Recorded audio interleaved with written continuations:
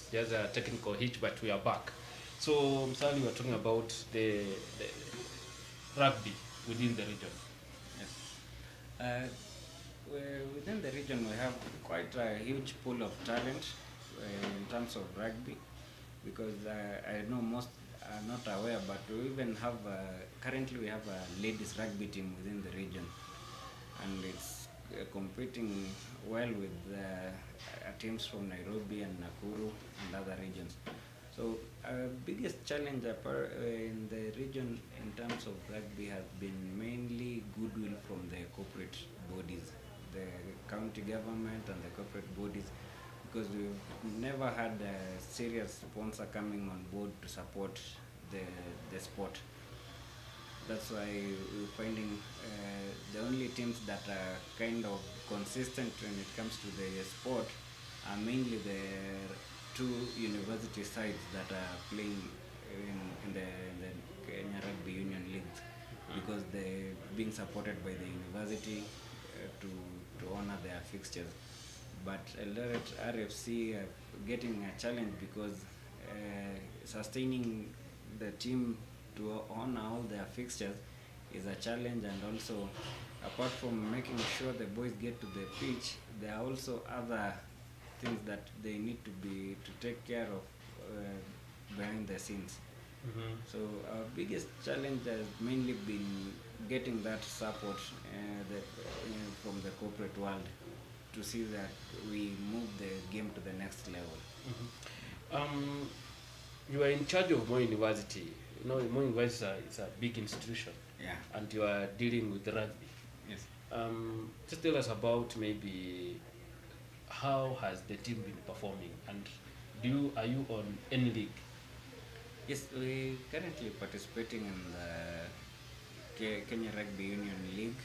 We are in the nationwide league category, and for the last two seasons that we were playing, we were able to get to the finals stage, semi-final stage, where the first time we were bundled out by the last game, semi-finals we played, we were bundled out by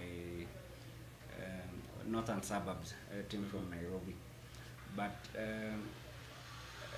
the challenge has always been the issue with finances, getting to support the team to go to various games and all that.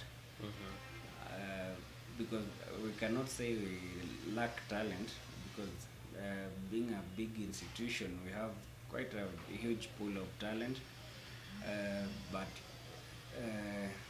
getting them to the ground to play these fixtures has been a challenge, because it's common knowledge to everybody that also institutions of higher learning are facing some kind of cash crunch, and there's support towards sporting activities has kind of gone down. Now, this time we realize that COVID has come and hit the sporting world. You, as one of the stakeholders in this game, how has it affected you, especially? What I understand is that it's only Kenya Cup being played. Yes. We don't have these other lower tiers Yeah. leagues being played. Yeah. How is it affecting maybe the flow of the game? It's really disrupted everything, because even as we anticipate to resume sports, I don't think it will be a walk in the park, because we'll need quite a good amount of time before we can really say that we have teams to be able to play, because being not being able to play, most of the teams have not been training. So before we can go back, we'll need to invest in strength and conditioning to make sure the boys are back in good shape to play, and also uh, incorporate a few other things that need to be done, because currently, for you to be able to conduct training, we were only allowed to do basic physical training, and we cannot be able to go into contact training at the moment because of the COVID protocols. So you see, if we are to go back, we need to invest in thermal guns. We need to do a lot of sanitizers on the pitch, so that you at least protect your players and give them a safe ground for playing. Also, the boys are required to take currently, because with the vaccine available, we need to encourage the boys to go and get vaccinated. Have you been vaccinated? Yeah, I've already been vaccinated. Zote mbili? Yeah, 2 doses. Na kampuni gani? AstraZeneca. Okay, we have Kusa. Kusa Rugby Sevens. I think we are heading into the finals, I think. Have you maybe competed in? Because I know that this weekend we'll have a Nairobi meeting. Yeah. This time round, Moi University, we didn't participate in Kusa Sevens, but there are prospects for us to participate in the next coming up. 15th is coming in October. End of this month. Now let's come back to Kenya Cup. Yes. Why is it that instead of Eldoret, which is one of the best places for rugby, it is never being played in Eldoret, where we have many fans? You are taking the game, or the union has taken the game to Nandi. Why is it like that? Okay, the reason why the game was taken to Nandi, it's not because we wanted to take it to Nandi. It's the field was available, and 2, it was not the wish of the union or of my wish to take it there, but it was an agreement between 2 teams, Kabras and Masinde Muliro, to host their games in Nandi Hills. Along the way, there was a time Western region were put under some kind of lockdown. Yes, partial lockdown, and thus they could not host their games. So in that process, they made a request to various grounds, including here in Eldoret and Moi University, Eldoret Sports Club, and Nandi Bears. But due to the prevailing circumstances with the pandemic, the Moi University couldn't allow their facilities to be utilized, because we also have to protect the students' population. Student population. I cannot talk much about Eldoret Sports Club because I don't know what transpired and why they didn't take up the opportunity to host the 2 teams, and that's how we landed at Nandi Bears.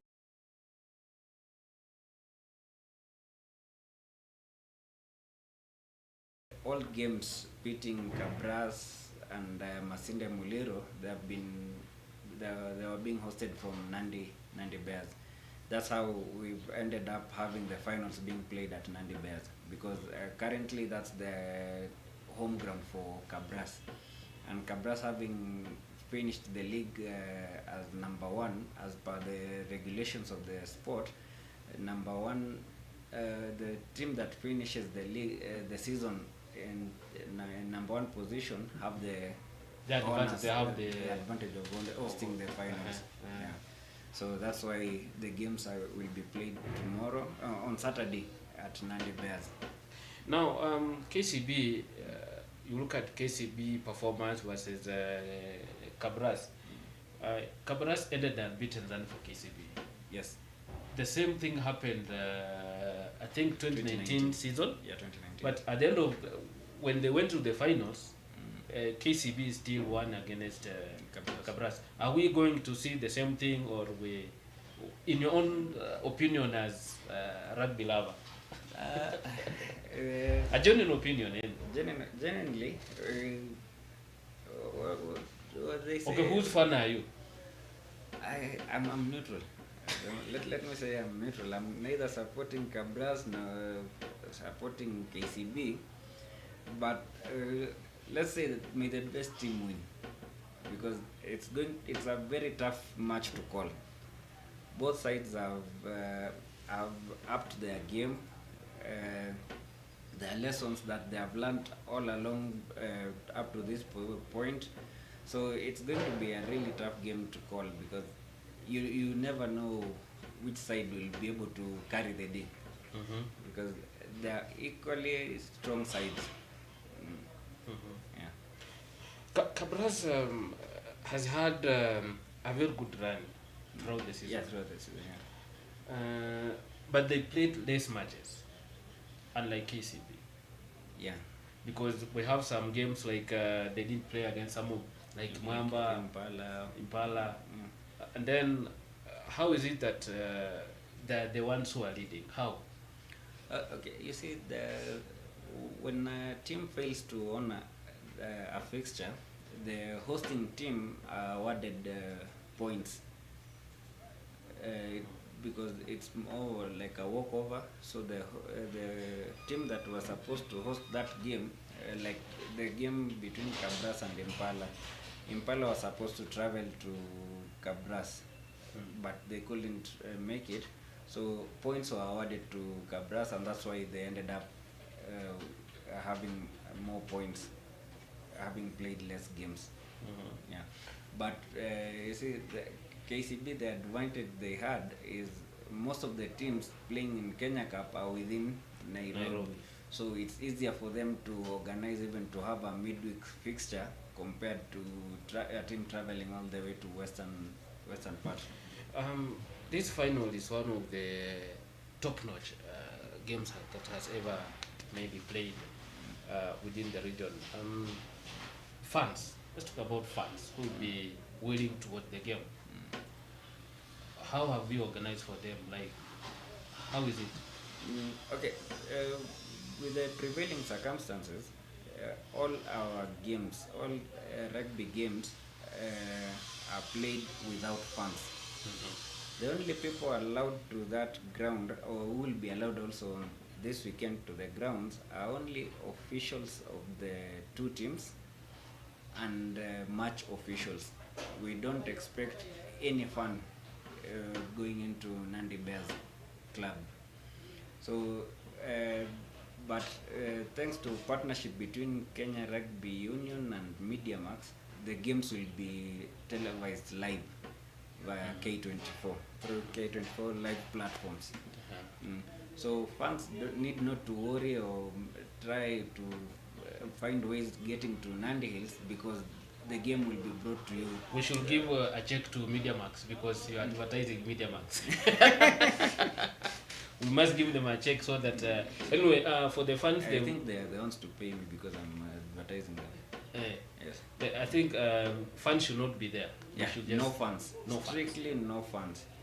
Whether you are an official of any club or whichever level of fan you are not allowed at the grounds.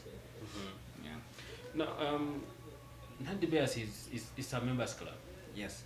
Now, members, will there also be maybe restrictions in terms of when they are coming in? And you know, over the weekends, those guys, they have golf.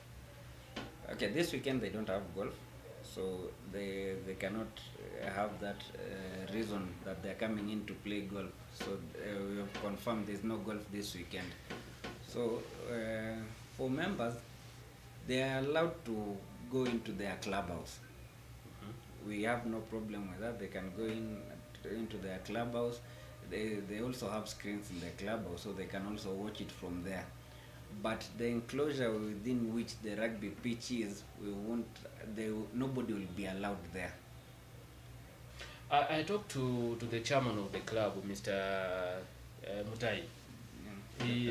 Yeah, He explained that all things are good and they are ready for the finals. The union, let's talk about now the union in terms of security, in terms of how the protocols on how this game will be played. Yes. Yeah, just so that the union can be able to enforce the protocols, the COVID protocols, they will through partnership with the Nandi Bears Club, they will have an extra contingent of security personnel fans from accessing the pitch, the club in the first place, and the few members will be coming in for their weekend drinks or whatever, they'll be kept off from the playing enclosure. The good thing with the rugby pitch at Nandi Bears, it's like in the middle of the golf course. So where the rugby pitch is will be completely cordoned off from the general public. So anybody who will be able to access the club as a member, the Nandi Bears grounds as a member, will only have access to the clubhouse, but not to the pitch. Yeah. Even where the players will be a setup for where the players will be able to sit and do their warm up and everything, which will be strictly away from general public. The only people who will be able to access the playing enclosure apart from the match officials and the players is the ambulances. Now, looking at the whole teams, the Kabras and KCB, where particularly would the game be won? Because you've watched both teams play. The likes of Amonde, the KCB.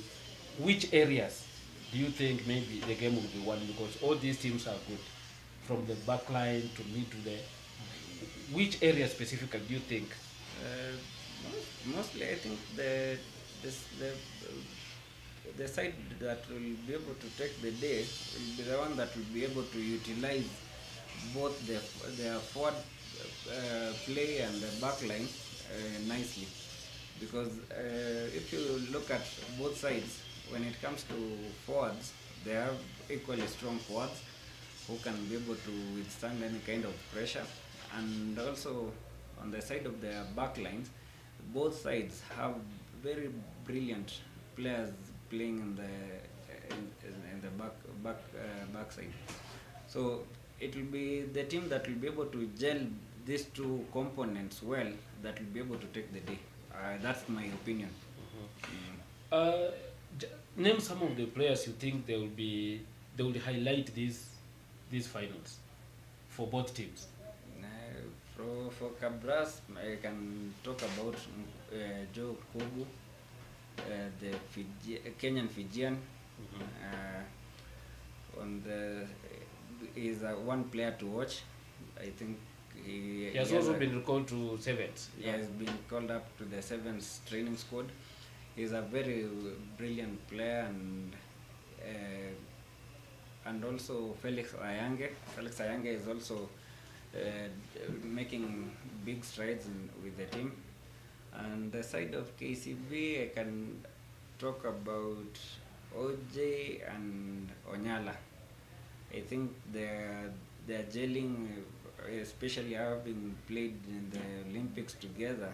They're a good force to reckon. Yeah. As we head into the maybe final rounds of this interview, you've watched both teams play. The coach, Yes. the coach at the core of these teams. This final means a lot to each team. Yes. What are some of the things you think maybe, in your opinion, can guide a team? For example, Kabras, which has been losing at the finals most of the time, because KCB has been dominating this for quite some time. But I'm not a supporter of Kabras. I'm just trying to give an opinion that they have been losing at the finals. Okay, I think what the coaches need just to share with the boys is, at the end of the day, they need to enjoy the game, have fun, enjoy the game, and utilize all the tactics that they've been able to share throughout the season. Because this, I think, the point. At this point, there's nothing much you can change in the team. All you can do is just give them encouragement and remind them that they need to have fun. Before we end, there are two things we really need to talk that we cannot forget. One is the performance at the Olympics. I know you are following each game, although it was being played at night. Yeah. Our performance at Olympics, and then number two, we're heading into HBC World Series. Just Olympics. What really happened? I really can't say much about it. I know you did not sleep. I slept. After the first game, I opted to sleep. Why? Okay, I think the team was well prepared.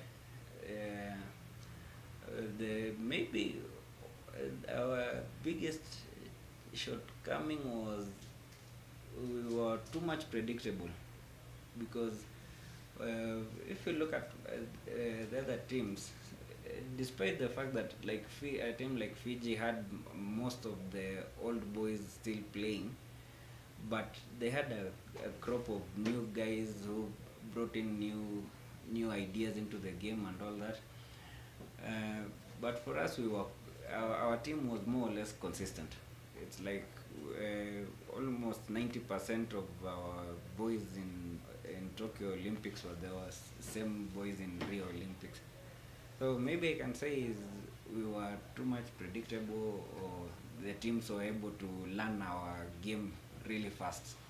We didn't have new things being incorporated into the game during that period. So because in terms of preparation, I think the coaches did their best. They prepared their team well, and also the boys themselves, they played their hearts out.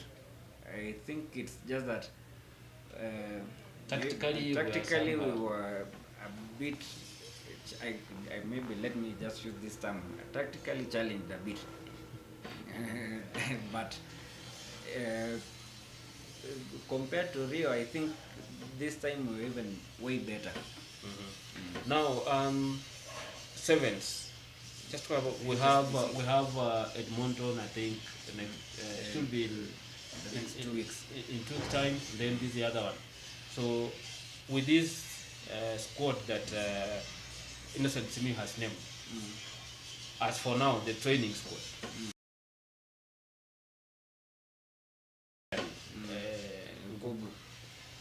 What is the mathematics that you think Simi should use so that we at least have that top position?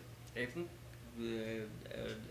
Simeo needs to do a very nice balancing act, in that bring in new crop of players and balance with the old boys, so that at least we have we can say we have continuity.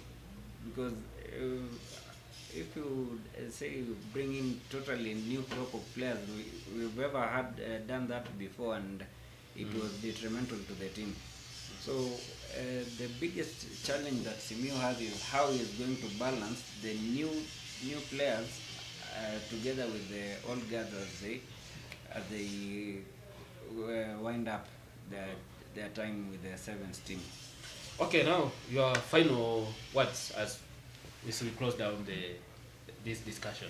Yeah, I'm really grateful for this opportunity, and also I want just my final message to all rugby fans: let's assist each other to have this game back. And the only way we can be able to make sure the game is back is by adhering to the protocols. Let's help the union be able to show that we are smart enough and we can adhere to the protocols and keep off the pitch on Saturday. Let's not have issues with fans trying to access the grounds. Let's stay at home, enjoy the game from comforts of our seats, and stay safe. There's something that we'll talk in our next discussion about. We used to have rugby sevens in Eldoret. I don't know what happened. With that one, we need to talk in the next session. Let's have the game back first. What was the name? Sepetuka Sevens. Yes. Okay. We need to have a discussion on that next time. All right, so thank you very much, Kenyans, and continue subscribing to our YouTube channel as well as Facebook. We hope that we see you another time. Bye.